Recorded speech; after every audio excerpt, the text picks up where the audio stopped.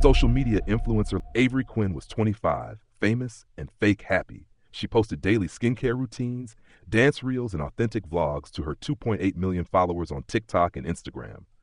Her life looked effortless: apartment with moody lighting, matcha on marble counters, quirky thrifted outfits. But off camera, Avery was tired. Tired of content, of smiling, of pretending. So when a mysterious PR package arrived, she didn't think much. The box had no return address. Just a note: you said you liked the weird ones, so here's the rarest one of all, from your number one fan. Inside the box was a Labubu doll, blind box surprise series. Its fur was chalk white, its eyes slightly mismatched, and its grin was carved just a little too deep. Still, it was cute in that uncanny way. She figured it would make a great TikTok. Unboxing the creepiest fan gift I've ever received. That video hit 1.2 million views by the next morning. The day started like always. Avery woke up groggy, reached for her phone. 3:11 a.m. Weird. She never woke that early. She got up, stretched, smelled something faint, melted plastic, shook it off. She made coffee, posted a morning story, filmed a GRWM vlog, and recorded a TikTok dancing with the Labubu doll. That evening, she live-streamed while unboxing another PR haul. Right as she held up the Labubu doll again, her ring light flickered, the screen froze, and the stream cut to black. Just silence. Then the sound, tock, tock, tock, like teeth or something chewing. She reached for the power button, and the entire apartment blinked out. When she came to, she was in bed. Morning light spilled through the window, phone alarm buzzing. Monday, again. Same weather, same messages, same DM from a guy named @devotee311 saying, "You're perfect when you're quiet." By the fourth repeat, Avery was unraveling. Each day looped the same, but worse. The Labubu doll would be in a different place. Her reflection blinked out of sync. The fan gift note changed slightly. First, you liked weird. Then, you belonged to the weird. Each night at 3:11 a.m., the lights would die. Then came that sound again. Tack, tack, tack. Once, she stayed up and filmed herself sleeping. The footage showed the Labubu doll walking, not stop motion, not faked. It slid across the floor like it was glitching, frame by frame, toward her bed. She tried live streaming a warning. Something's wrong with this doll. It's cursed. I'm stuck in the same day. Please, someone, help. But the feed glitched again. Every time the screen froze on her face. Mouth open, eyes wide. And when the loop reset, her followers were quoting her own stream back to her. Is this a bit? You're selling this so well. Where can I buy the haunted doll? She tried throwing the doll away, burning it, locking it in the freezer. It always reappeared, sometimes in bed beside her, sometimes on her, and once inside the kitchen blender, smiling with the lid sealed tight. Memory bleed. The loop started stacking. Now she'd remember 5 Mondays, 10, then none. She'd wake up crying and not know why. Her own face felt unfamiliar. And when she looked in the mirror, her pupils were slightly oval. Not hers. She started finding drafted captions in her notes app. They don't see the real me.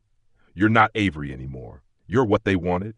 He's coming. He watches all the time. Her analytics dashboard opened on its own. Every post now had exactly 311 likes. She tried leaving the apartment, ran out into the hallway, screamed at a neighbor, but he just blinked and said, "Oh, I love your videos. You look exactly like her." She asked who. He shrugged. Avery, the other one. That night, she carved a message into the wall. Today is not real. At 3:11 a.m., she woke to her own voice. From the living room, she crept out. There, sitting in front of the camera setup, was her. Same clothes, same smile, but smoother, more polished. The duplicate turned to her and said, "They like me better," then smiled with Labubu's mouth. Avery snapped. She grabbed the doll, tore it apart with her bare hands. Inside, no stuffing, no plastic, just a piece of glass, like a lens, a camera lens. She held it up and saw herself in it, but distorted, mouth too wide, skin too smooth. She screamed and threw it against the wall. The lights blew. The mirrors cracked. She collapsed. Morning light. Not fake. Her phone buzzed. 9:24 a.m. Tuesday. Finally. No Labubu. No glitch. Just quiet. She opened Instagram. Her last video was gone. Every follower erased except one. He had just posted a screen recording her laughing, smiling, holding the Labubu doll. Captioned, "My favorite version of her. She always comes back." 3 weeks later, A new influencer goes viral, unboxing the mystery Labubu doll from a creepy fan. Different girl, different account, same smile, same loop.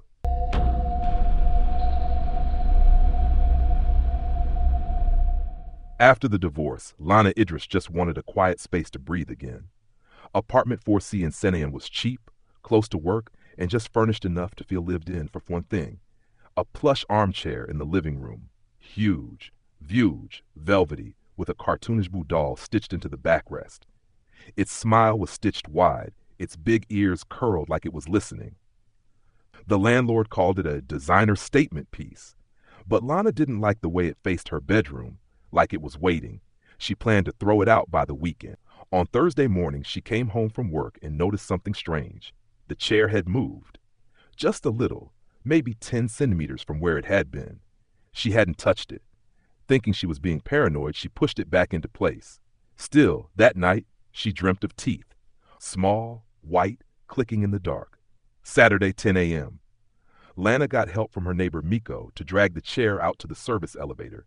They wheeled it down to the curb, left it by the trash bins. By 8 p.m., it was gone. Not in the lobby, not outside. She assumed sanitation had picked it up early. Relieved, she relaxed. Until the next morning when she opened her door and found it back in her living room. Exactly where it had been. Not a scratch, not a smudge of dirt. Lana asked Miko if he'd seen the chair again. He looked confused. Said he hadn't even helped her move anything. She swore she remembered it. Dragging the thing together, the smell of the velvet, his complaints about the weight. But he looked at her like she was messing with him. Was she sleep deprived? She checked her phone photos. The shot she'd taken of the chair by the dumpster was gone. 3:11 a.m. That night, she couldn't sleep. At 3 a.m., she was woken by a faint sound. Tack, tack, tack, like chewing. She peeked from her door. The chair was slightly rotated now, not facing the TV anymore. It was angled toward her room. She grabbed her phone and filmed it. 20 seconds of footage. When she checked it in the morning, black screen. Audio only. Soft chewing. And something like a sigh. She went online, found a local forum thread on weird Jakarta rentals. Someone had posted 3 years ago. Apartment 4C, avoid. Chair with a face. Don't let it near your bed. Lana replied anonymously, asking for details. That user was inactive. The account hadn't posted since 2019. Again, Lana called a moving company, paid cash to have the chair removed. They loaded it into a truck, even let her watch them drive off with it. The apartment was immediately lighter, brighter. She slept better that night. Until the next evening, when she opened the hall closet to get the mop, and the chair was folded inside. Its arms tucked tight, its ears crumpled, and its grin slightly wider. She begged her best friend, Maya, to come stay the night. I know I sound insane, Lana said, but I need someone to see this thing move. They stayed up with coffee and a baby monitor camera pointed at the chair. At 3:11 a.m., the camera buzzed.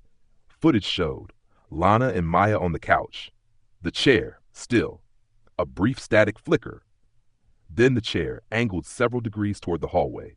No one touched it. They left the apartment at 4 a.m. On her last day in the apartment, Lana tried one more thing. She soaked the chair in lighter fluid in the courtyard and set it ablaze. The flames caught fast, too fast, like it wanted to burn. She thought she heard a sound, like tiny fingers tapping applause. When it was over, nothing remained but a clump of melted fabric and 2 glass-button eyes. She dumped the remains into the canal behind the complex. Done. Finished. 3 months later, finally settled into a brighter, higher-floor unit. No armchairs, no dolls, no red thread seams. One night, returning home after groceries, she passed a neighboring unit. Door cracked open. Inside, just barely visible under lamplight. A soft chair, velvet, wide. 2 familiar ears poking above the backrest, facing the door. Lana didn't stop, but she swears she felt it, that slow grin, following her as she walked past.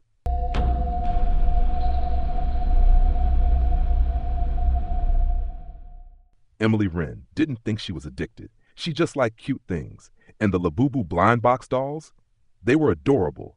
She'd only meant to buy one. Then one shelf became 2. Then 5. Now a full glass cabinet stood in the corner of her Portland apartment, packed with dozens of tiny, smiling monsters, each with cartoon eyes, stitched mouths, and rubbery ears. Her roommate, Jordan, had stopped commenting on it months ago. "It's like they're breeding in there," he muttered once. "One of them's going to crawl into my mouth while I'm sleeping." She laughed. He didn't. The algorithm always knew. Late one night, scrolling TikTok under her blanket at 2:47 a.m., Emily landed on a video with just static, then a whisper. They're pulling out secret editions now. Real ones. Off catalog. Unlisted. The username was just @CassidyDrop. The next video showed hands, pale shaking, slowly unboxing a Labubu blind box. But this one wasn't like the others. It had no markings, just black wax sealing the seam. Inside, a doll she'd never seen before. It was identical to the standard Macaron Labubu, except its face had no smile, no expression, just skin-colored fabric stretched where its mouth should be. And its eyes, glass, reflective, human-like. There were no links, but someone in the comments posted a private store invite. Dollhive 337. The app wasn't in the App Store. Emily sideloaded it with help from Reddit. Dollhive opened to a timer. Next drop. She tapped, heart racing. The drop went live. Only 5 boxes available. One cost more than $3,000. Another had the same waxed black box as the video. She tapped it. Her hand shook. She used her rent money without thinking. Order confirmed. Item will arrive in 24 to 48 hours. No returns. There was no tracking number, no shipping confirmation. Just a single sentence at the bottom of the screen. The ones that want you don't get lost. It came the next day. A white envelope, no return address, left inside her locked apartment mailbox. Inside, one black box, sealed in dark wax. No label. She waited until Jordan left for work. At exactly 3:11 a.m., she filmed the unboxing. Inside, the doll lay curled in plastic, head tilted sideways. It wasn't smiling. It looked bored. Like it had waited too long. Unlike the others, this Labubu wore no costume. No pirate hat, no monster paws, just smooth tan fabric and 2 glassy eyes that caught the phone's flash. She stared at the video afterward. For one frame, maybe a glitch, the doll's eyes didn't reflect her phone. They reflected her face, but wrong. The face in the doll's eyes wasn't the one she made while filming. It was a different expression, like someone imitating her, poorly. She deleted the video. That night, Emily placed the new doll on a high shelf in the center. At 3:11 a.m., she woke up to a loud thud. She ran into the living room. The shelf had collapsed.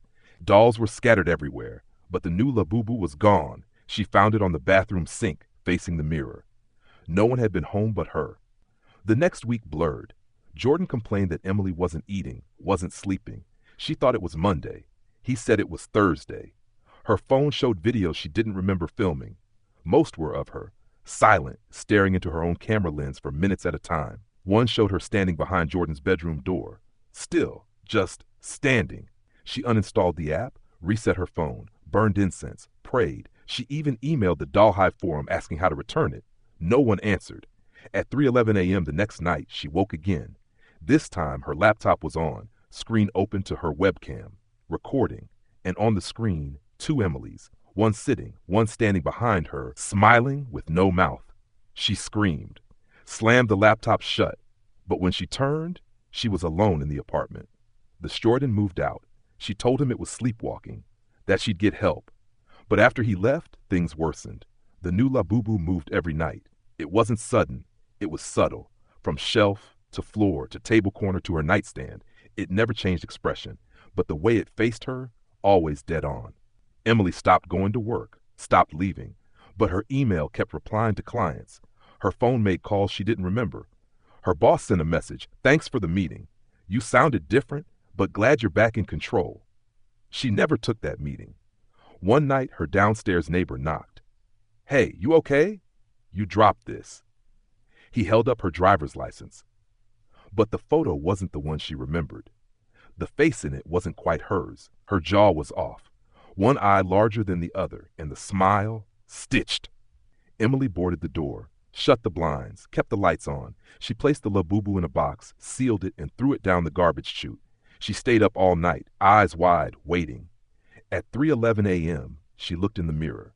Her reflection wasn't moving. She was, but her reflection stayed still. The next day, Jordan returned to pick up the last of his things. The apartment was empty, dusted, quiet. Only thing left behind was a Labubu doll, glass-eyed, still, expression blank, but somehow familiar. He picked it up, looked closely. It had Emily's freckles, her earrings, even the same small scar above her eyebrow she hated. That night, someone using her name posted a new listing on the Dollhive app. Blind Box Zero, secret variant, life size. Looks just like you. Tack, tack, tack.